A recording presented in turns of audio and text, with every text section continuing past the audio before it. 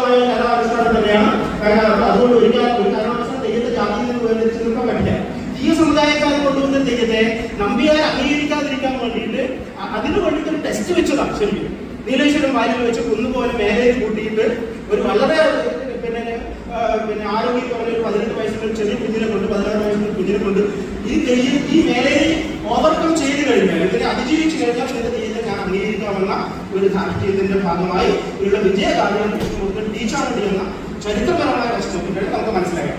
കാര്യം മനസ്സിലായി. ഒരു പ്രത്യേക തെയ്യം, ഒരു പ്രത്യേക അധികാരം അംഗീകരിക്കും.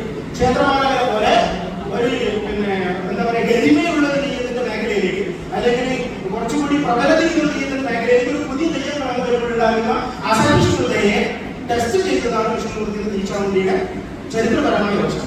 അതിന്റെ ഐതിഹാസികമായ വശം, ഞാൻ നേരത്തെ പറഞ്ഞ പുരാണമായ വശം നിങ്ങൾ പറഞ്ഞതുപോലെ ഇതിന്റെ ഏതെങ്കിലും ഒന്ന് ചേർക്കപ്പെട്ടില്ല. അതുകൊണ്ടാണ് തെയ്യമായിട്ട് നിലനിർത്തുക എന്ന് പറയുന്നതില്ല.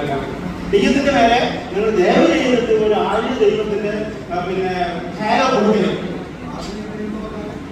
ഈ പറയുന്ന വിഷ്ണുവാണ്, ശിവനാണ്, ചണ്ഡിയാണ് അല്ല സാർ, വൈദികമായ ദേവതാസംഗം. മനസ്സിലായില്ലേ? വൈദികമായ ദേവതാസംഗത്തിന്റെ ഒരു പരിപ്രശ്യത്തിലേക്ക് തെയ്യം കൊണ്ടുപോകുക തെയ്യത്തിന് തെയ്യമായി നിലനിർത്താൻ പറ്റും.